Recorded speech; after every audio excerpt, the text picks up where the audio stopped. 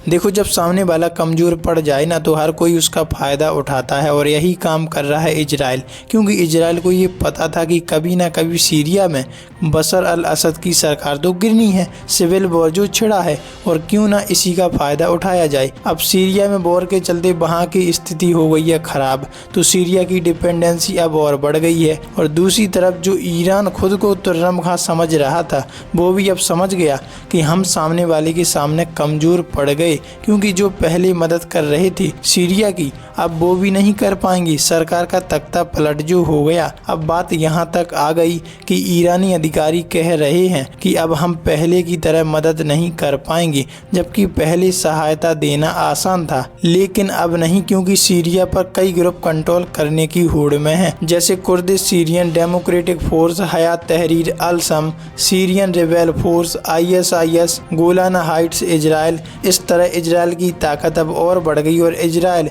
Iran के परमाणु ठिकानों पर हमले करने की फिराक में है। इजरायली सरकार का कहना है कि पश्चिमी एशिया में ईरान समर्थित विद्रोही गुटों के कमजोर पड़ने के बाद उसके परमाणु ठिकानों पर हमले करने के लिए ये सही समय है और वहाँ के सैन्य अधिकारी सही समय की तलाश में, और हम ठीक समय पर मौके पर चौका मारेंगे। देखो, कहा था वही बात सामने आई। IDF के अधिकारियों का मानना है कि लेबनान में हिजबुल्लाह के कमजोर पड़ने और सीरिया में असद सरकार के पतन के बाद ईरान बेचारा अकेला पड़ गया। ऐसे में वह न्यूक्लियर प्लान को आगे बढ़ा सकते हैं, साथ ही अपनी क्षमता को बढ़ाने के लिए परमाणु हथियार भी बना सकते हैं। दूसरी तरफ देखा जाए तो इजरायली सेना लगातार सैन्य ठिकानों की बाट लगा रही है और इस कार्यवाही में 107 एयर डिफेंस कंपोनेंट्स और 47 रडार का खात्मा किया। साथ में 27 लड़ाकू विमान और 24 हेलीकॉप्टर भी शामिल हैं। और इतना कुछ करने के बाद भी जब जवाब देने की बात आई